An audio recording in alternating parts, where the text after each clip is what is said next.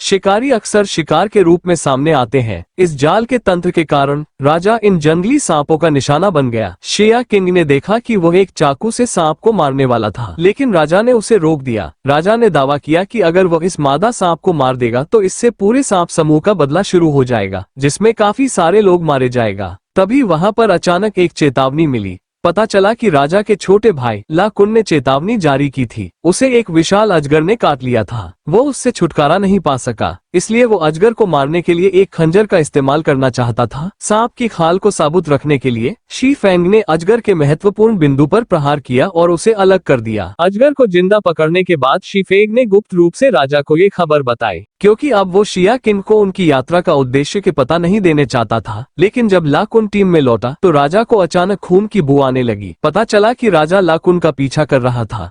लाकुन को सांपों के राजा द्वारा निगल लिए जाने के बाद 4 आंखों वाले लोग डर गए और भागने लगे, लेकिन राजा और उसका साथी एक तरफ छिप गए और चुपचाप शिकार और हत्या के खेल का आनंद लिया, क्योंकि उन्हें सांपों के राजा के पेट भरने तक इंतजार करना था। तभी वो उस पर हमला करते। जिस बात ने उन्हें सबसे ज्यादा हैरान किया वो ये थी कि न केवल शिया किंग के लोग सांपों के राजा से नहीं काटे गए, बल्कि उन्हें घोंसले में राजा का छिपा हुआ सांप भी मिल गया। और सबसे महत्वपूर्ण बात यह है कि शिया किंग और राजा ने लापता मजदूर लीकुन को देखा। ये देखकर कि मामला उजागर हो चुका था, कसाई दावेन ने अपना ढोंगी मुखौटा फाड़ दिया। उसने शिया किंग के सामने सब कुछ कबूल कर लिया। पता चला कि ली कुन को सांप के काटने से मरने के बाद दावेन ने सोचा कि लाश को फेंकना शर्म की बात है, इसलिए उसने इसे सांप के लिए रख लिया। जब दावेन ने पूरी सच्चाई बताई तो राजा ने देखा कि समय अभी सही नहीं था, इसलिए उसने पहले दावेन को दंडित किया। फिर उसने अनजान होने का नाटक किया और शी फेंग के पास गया। उसने सोचा कि शी फेंग इस भूमिका को निभाने में उसका सहयोग करेगा, लेकिन शी फेंग बहुत डरा हुआ था और उसने सीधे सच्चाई बता दी। क्या तुम्हें जिंदा सांप नहीं मिला? राजा वास्तव में और नाटक जारी नहीं रख सका। वो इतना गुस्सा हुआ कि उसने तुरंत शी फेंग को दंडित किया और उसे चुप रहने के लिए कहा। वो फैक्ट्री मैनेजर जिसका मूल्य अब खत्म हो चुका था, उसे राजा ने मौके पर ही खत्म कर दिया। सिया और शिया किंग को लोहे की जंजीर से जकड़ दिया गया। राजा उन्हें आसपास के सभी जंगली सांपों को आकर्षित करने के लिए इस्तेमाल करना चाहता है।